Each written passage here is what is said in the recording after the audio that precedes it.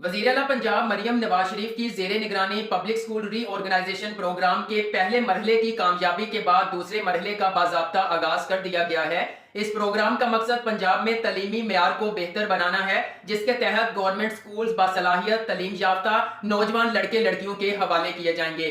School हासिल करने के लिए लाखों रुपए की जरूरत नहीं, बस इस प्रोग्राम में अप्लाई करना है। फिर मेरिट की बुनियाद पर सरकारी स्कूल मुंतखब नौजवानों को सौंप दिए जाएंगे। स्कूलों में मौजूद पहले से स्टूडेंट्स की तमाम फीसिस भी हुकूमत पंजाब आपको अदा करेगी, ताकि तलीम के फरोग को यकीनी बनाया जा सके।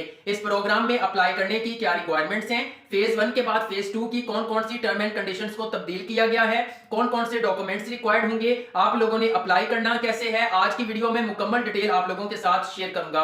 व्यूअर्स, अगर आप चाहते हैं कि आपकी एप्लीकेशन कामयाबी के साथ इस प्रोग्राम में सबमिट हो जाए तो आपने इस वीडियो को स्टार्ट से एंड तक पूरा देखना है। अस्सलाम वालेकुम everyone, I am Awais Chaudhry from education updates YouTube channel. Video को लाइक करके चैनल को सब्सक्राइब कर लें ताकि इस प्रोग्राम के हवाले से मजीद आने वाली लेटेस्ट अपडेट सबसे पहले आप लोगों को मिल सके। तो चलिए व्यूअर्स, बढ़ते हैं एडवर्टाइजमेंट की जानब। आप अपनी स्क्रीन पर देख सकते हैं public schools reorganisation programme phase 2 की ये एडवर्टाइजमेंट है। यहाँ पर आपको प्रॉपर रिक्वायरमेंट्स तो देखने को नहीं मिलेंगी, जस्ट आपको मेन हाईलाइट्स यहाँ पे शेयर किए गए होंगे, जैसे कौन लोग स्कूल लेने के अहल हैं। ठीक है, 7 किस्म के लोग स्कूल लेने के अहल हैं, जो आगे चल के मैं आपसे शेयर करूंगा। तयशुदा नरखों के मुताबिक स्कूल में पढ़ने वाले बच्चों की फीसें हुकूमत पंजाब अदा करेगी। ऑनलाइन अप्लाई करने की आखिरी तारीख 25 नवंबर 2024 है। बस यही कुछ चीजें जो है वो इस एडवर्टाइजमेंट पर शेयर की गई हैं, और ये आपसे शेयर करने का मकसद सिर्फ इतना है कि बाकी public school reorganisation programme phase 2 का आगाज हो चुका है। अब बढ़ते हैं हम प्रॉपर रिक्वायरमेंट्स की जानब। जी तो व्यूअर्स, आप अपनी स्क्रीन पर एक पीडीएफ फाइल देख सकते हैं। इस प्रोग्राम में अप्लाई करने से पहले जो चीजें आपके लिए जानना जरूरी है, बस वही मैं आप लोगों के साथ शेयर करूंगा। आप लोगों का ज्यादा टाइम वेस्ट नहीं किया जाएगा।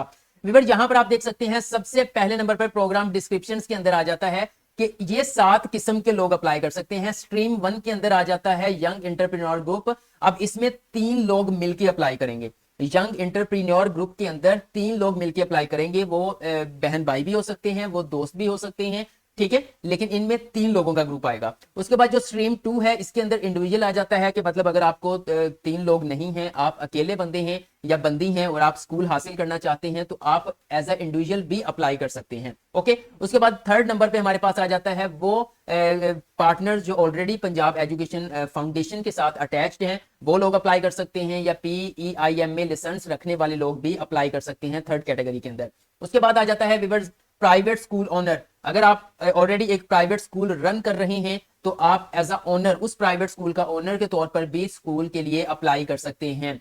व्यूअर्स, यहाँ पे 5th नंबर पे आ जाता है हमारे पास जो टेक्निकल एजुकेशन अदारे हैं, वो जो लोग रन कर रहे हैं, वो लोग भी इन गवर्नमेंट स्कूल के हसूल के लिए अप्लाई कर सकते हैं। फिर आगे जो है वो एजुकेशनल चेन्स आ जाती हैं। मजीद NGO, CSO, NGO से मेरा कोई भी हो सकता है, जैसे अल खिदमत फाउंडेशन वालों ने भी लास्ट टाइम अप्लाई किया था, मजीद मुख्तलिफ फाउंडेशन। तो ये 7 किस्म के लोग जो है वो इन स्कूल्स को हासिल करने के लिए इस प्रोग्राम में अप्लाई कर सकते हैं। नेक्स्ट व्यूअर्स, हम बात कर लेते हैं एलिजिबिलिटी क्राइटेरिया की। सबसे पहले हम जो है वो यंग एंटरप्रेन्योर ग्रुप के जो है वो एलिजिबिलिटी क्राइटेरिया की बात करेंगे कि अगर 3 लोग मिलकर अप्लाई करना चाहते हैं तो उनकी क्या रिक्वायरमेंट्स होंगी। तो सबसे पहले नंबर पर आप देख सकते हैं यहाँ पे a group of 3 persons, friends भी हो सकते हैं, फैमिलीज भी हो सकती हैं, और यहाँ पे जेंडर की बात करें, one of them to be lead applicant, मतलब कि इन 3 लोगों में से एक आपका लीडर होगा, एप्लीकेंट जो होगा, ठीक है। और ये जो ग्रुप है 3 लोगों का, ये मैक्सिमम 7 स्कूलों के लिए अप्लाई कर सकता है। जो लिस्ट में दिए गए हैं 7 स्कूल्स उनके लिए अप्लाई कर सकता है। यानी कि आपने देखना है कि फर्स्ट प्रायोरिटी आपकी क्या है, सेकंड क्या, मतलब फर्स्ट में आपका मेरिट नहीं बनता तो सेकंड मिल जाए, सेकंड में नहीं बनता तो इस तरह 7 स्कूल आप यहां पर सिलेक्ट कर सकते हैं। सेकंड नंबर पे हमारे पास आ जाता है लीड एप्लीकेंट। जो उन 3 लोगों में से एक लीडर के तौर पर एप्लीकेंट जो होगा, उसका जो है वो 3 साल का क्वालिफिकेशन एक्सपीरियंस भी होना चाहिए, एज अ टीचिंग कुछ भी एक्सपीरियंस भी होना चाहिए। Certificate should be given form and document, वो आपने जो है वो एक्सपीरियंस सर्टिफिकेट भी साथ में अटैच करना है। थर्ड नंबर पे अगर हम बात करें, 1 person can apply in a single young entrepreneur group only. 1 person can apply in a single, यानी इससे मुराद ये है कि ऐसा नहीं है कि मतलब जो आप अप्लाई करें इंडिविजुअल के तौर पर फिर आप नहीं अप्लाई कर सकते। आपने यहाँ पर जो है, यहाँ पर मैं आपको वैसे आसान अल्फाज में बता देता हूं कि आप अगर अप्लाई कर रहे हैं ना, तो आप किसी दूसरे जो है वो ग्रुप के साथ मिलकर नहीं अप्लाई कर सकते। मतलब जो 3 लोग अप्लाई कर रहे हैं वो अपने ही ग्रुप में अप्लाई करेंगे, ऐसा नहीं है कि उनमें से एक या दो लोग जो है वो किसी दूसरे ग्रुप में भी शामिल होकर अप्लाई कर दें, ऐसा बिल्कुल भी नहीं होगा। अब सबसे मेन और मोस्ट इंपॉर्टेंट रिक्वायरमेंट आ चुकी है यहां पर एजुकेशन के हवाले से। ठीक हो गया व्यूअर्स, एजुकेशन यहां पे कुछ इस तरह से है कि यहां पे देखें लीड एप्लीकेंट जो आपका लीडर होगा ग्रुप का, उसका कम से कम जो है वो एमए, एमएससी, बीएस डिग्री यानी 16 इयर्स एजुकेशन होनी चाहिए। और दूसरे जो दो एप्लीकेंट्स हैं जिनको हम सपोर्टर भी कह सकते हैं, जो उस ग्रुप को सपोर्ट कर रहे हैं, वो चाहे उनकी बीए बीएससी हो वो लोग अप्लाई कर सकते हैं। ठीक है, यानी कि जो लीडर है, लीड एप्लीकेंट है, उसकी एजुकेशन जो है वो 16 साल होनी चाहिए। और जो उनके सपोर्ट मेंबर्स हैं वो कम से कम बीए बीएससी, ज्यादा वाले तो अप्लाई कर सकते हैं लेकिन बीए बीएससी से कम वाले जो है वो अप्लाई नहीं कर सकते।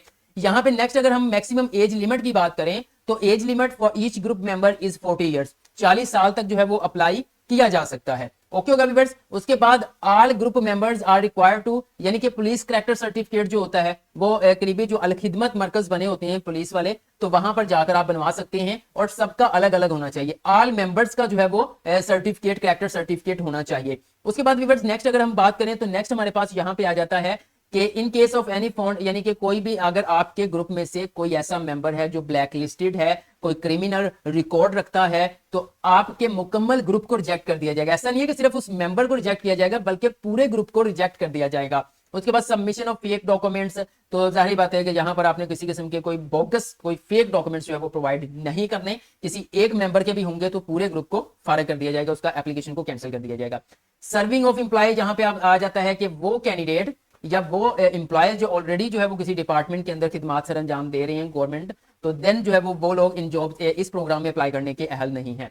अच्छा, अब जो फेज 1 के बाद फेज 2 में जो टर्म एंड कंडीशंस अपडेट हुई हैं वो ये हैं कि ऐसे लोग जिन्होंने पीएसआरपी यानी public school reorganisation programme phase 1 में अप्लाई किया था, ठीक है, और उनको वो लोग जो है वो इस प्रोग्राम में फेज 2 में अप्लाई नहीं कर सकते। ठीक है, जिनको पीएसआरपी का फेज 1 के अंदर लाइसेंस मिल गया था वो लोग अप्लाई नहीं कर सकते। और सेकंड यहाँ पे ये आ जाता है कि ऐसे लोग जो कि पीएसआरपी फेज में 1 में उन्होंने अप्लाई किया था, उनको जो है वो लाइसेंस के लिए भी वो एलोकेटेड हो गए थे लेकिन उन्होंने स्कूल नहीं लिया, हैंड ओवर नहीं करवाया, तो वो लोग भी जो है वो इसके लिए अप्लाई नहीं कर सकते। उसके बाद वीवर नेक्स्ट बढ़ते हैं, हमारे पास आ जाता है इंडिविजुअल। इंडिविजुअल मतलब जो पहले बताया था एक बंदा या बंदी अप्लाई करना चाहती है, तो ये कुछ ज्यादा फर्क नहीं है, बस यही फर्क होगा कि जो इंडिविजुअली तौर पर एप्लीकेंट देना चाहता है उसकी कम से कम एजुकेशन जो है वो 16 ईयर्स होनी चाहिए और वो भी 7 स्कूल जो है वो प्रेफर कर सकता है। और यहाँ पर जो है वो उसका 7 साल का जो है वो एक्सपीरियंस होना चाहिए। ठीक है, 7 इयर्स का एक्सपीरियंस होना चाहिए जो अकेला बंदा अप्लाई कर सकता है। उसके बाद मैक्सिमम एज लिमिट 65 इयर्स वाले अप्लाई कर सकते हैं।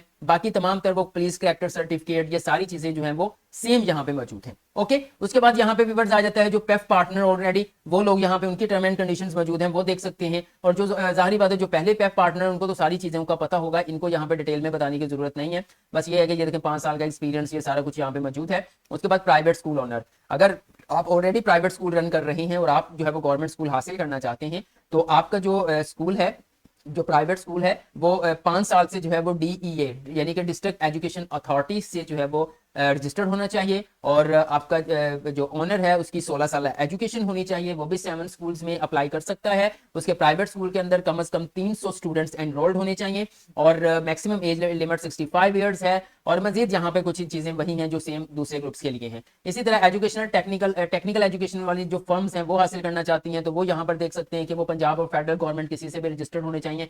ठीक है, और मजीद यहाँ पे जो है वो एनजीओ की डिटेल्स आ जाती है। ओके, एजुकेशनल चेंज जो ऑलरेडी जो है वो काफी 2-2, 3-3 स्कूल एंड कॉलेजेस को लेकर चल रही हैं, वो लोग भी गवर्नमेंट स्कूल्स के लिए अप्लाई कर सकते हैं।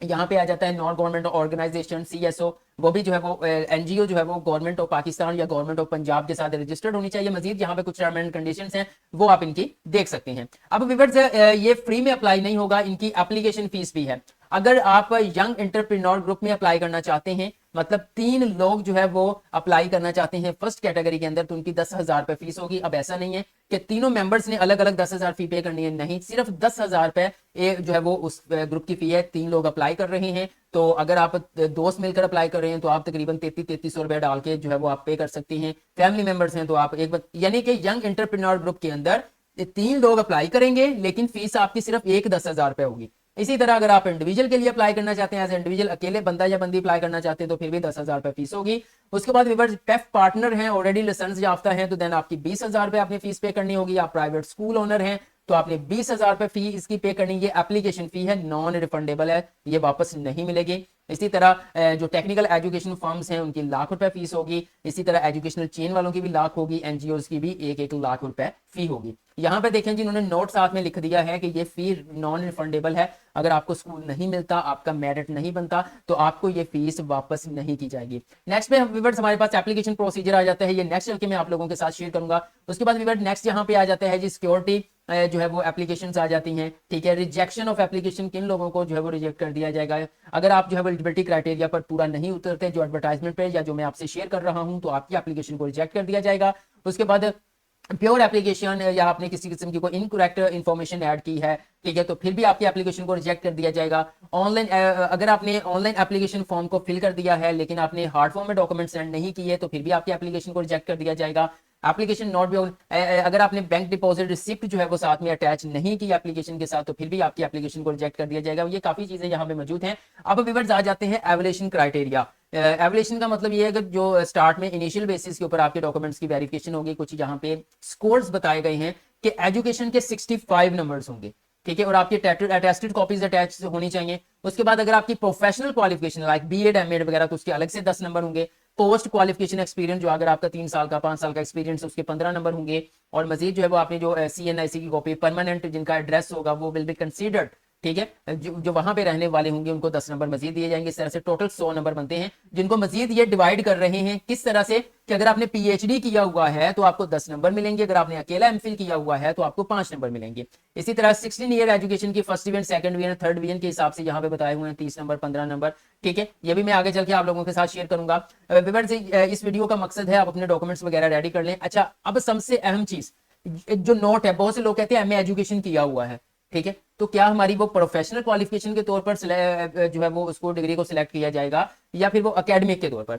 यहाँ पे देखिए नोट है जी, सबसे पहले ये है कि अगर आपने MA एजुकेशन किया हुआ है, आप उसकी बेस पे अप्लाई कर रहे हैं, तो वो जो MA एजुकेशन है वो एकेडमिक क्वालिफिकेशन समझी जाएगी, ना कि प्रोफेशनल क्वालिफिकेशन। प्रोफेशनल क्वालिफिकेशन के आपको मार्क्स नहीं दिए जाएंगे। हाँ, MA एजुकेशन के साथ BEd डिग्री अगर होगी तो फिर आपको नंबर मिलेंगे।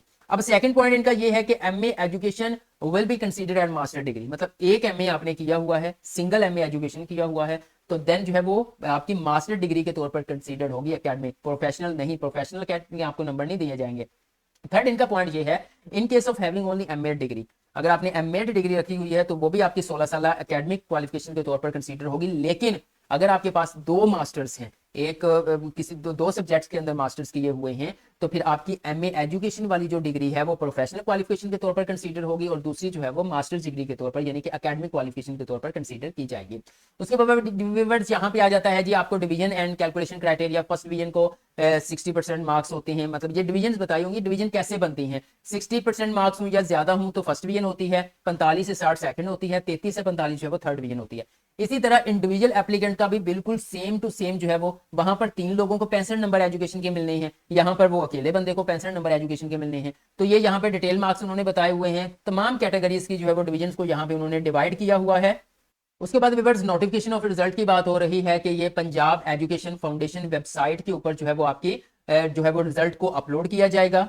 यहाँ पे इसी PDF फाइल के अंदर कोड ऑफ कंडक्ट भी शेयर किया गया है। इससे मुराद ये है कि सरकारी स्कूल आप लोगों के हवाले तो किए जाएंगे, लेकिन जो पॉलिसीज जो चल रही हैं गवर्नमेंट स्कूल्स की वो वैसी की वैसी सेम रहेंगी। वो क्या है जी, सबसे पहले जो यूनिफॉर्म है स्टूडेंट का वो गवर्नमेंट ऑफ पॉलिसी के मुताबिक जो है वो चलता रहेगा, वो अपने मुताबिक आप चेंज नहीं कर सकते। उसके बाद मीडियम ऑफ इंस्ट्रक्शन जो सिलेबस चल रहा है वो गवर्नमेंट पॉलिसी के मुताबिक ही चलेगा।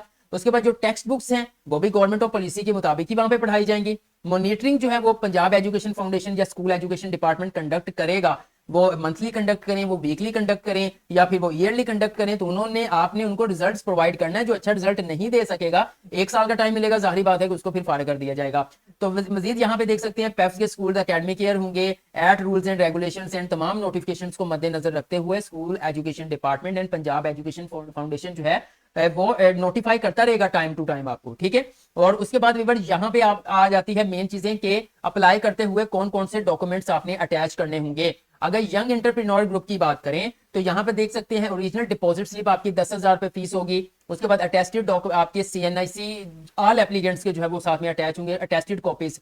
उसके बाद आपके एकेडमिक जो है वो डॉक्यूमेंट्स आपके तमाम जो है वो अटेस्टेड होने चाहिए तमाम कैंडिडेट्स के, वो साथ में अटैच करने हैं। और उसके बाद जो है वो पोस्ट क्वालिफिकेशन एक्सपीरियंस स्टैम्प्ड होना चाहिए, जहां पे आपका एक्सपीरियंस है उनका एड्रेस, कॉन्टैक्ट डिटेल, वो सारा जो है वो डेट टू डेट आपने अपना एक्सपीरियंस लेटर बनवाना है। उसके बाद सेपरेट ओरिजिनल एफिडेविट्स, मतलब कि स्टाम्प पेपर के ऊपर आपका हलफनामा 300 रुपए का भी साथ में अटैच करना है। पुलिस कैरेक्टर सर्टिफिकेट तीनों लोगों का अटैच करना है, तीनों मेंबर्स का। All other documents as listed and evolution criteria, जो स्टार्ट में मैंने आपसे शेयर किया था, वो भी सारा आपने अटैच करना है। इंडिविजुअल का भी तकरीबन सेम है, वही 10,000, लेकिन यहाँ पे 3 मेंबर्स नहीं होंगे, वो एक मेंबर है, वो अपना सारा कुछ यहाँ पे ऐड करेगा।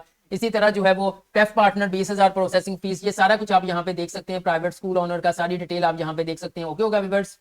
लास्ट में जहां पे आप देख सकते हैं ये एक्सपीरियंस सर्टिफिकेट है जो कि प्रोवाइड करेंगे, जो एक्सपीरियंस क्वालिफिकेशन एक्सपीरियंस मांगा हुआ है। यंग एंटरप्रेन्योर ग्रुप के जो लीड मेंबर होंगे, लीड एप्लीकेंट होंगे, ठीक है, और इंडिविजुअल का जो बंदे का जो एक्सपीरियंस होगा वो इसी तरह से एक्सपीरियंस सर्टिफिकेट होगा, ये देखिए, ठीक है। नंबर, इशू स्टेट, ये सारी डिटेल यहाँ पे ऐड करनी है। Name of issuing authority, designation of issuing authority, ये सारा कुछ यहाँ पे जो है वो आएगा। उसके बाद विवर नेक्स्ट यहाँ पर आप देख सकते हैं प्राइवेट स्कूल ऑनर्स का जो है इनरोलमेंट डिटेल उन्होंने इस फॉर्म के अंदर ऐड करनी है, ठीक है। उसके बाद बयाने हल्फी है, ये यंग एंटरप्रेन्योर ग्रुप का है, लीड एप्लीकेंट का, जो आपने लीडर बनाया हुआ है 3 मेंबर्स के ग्रुप में, वो ये जो है वो इसको फिल करेगा, अटैच करेगा, तमाम डॉक्यूमेंट्स, हलफनामा आपने देना है, ठीक है। ये सपोर्ट एप्लीकेंट का होगा, मतलब एक लीड एप्लीकेंट का होगा, ये सपोर्ट एप्लीकेंट का जो है वो हलफनामा होगा, उसको फिल करना है, तमाम चीजें अटैच करनी है। इंडिविजुअल का हलफनामा ये होगा, ये हलफनामे सारे जो है वो मुख्तलिफ कैटेगरीज के लोगों के लिए यहाँ पे ऐड किए गए हैं। विवर ये पीडीएफ फाइल 42 पेजेस की है, ठीक होगा व्यूअर्स। ये तमाम डिटेल्स मैं इस वीडियो में आप लोगों के साथ शेयर कर चुका हूं कि क्या रिक्वायरमेंट्स हैं, और आज की वीडियो में अप्लाई करने का तरीका अगर आप लोगों से शेयर नहीं कर रहा, वो वीडियो बहुत लंबी हो जाएगी।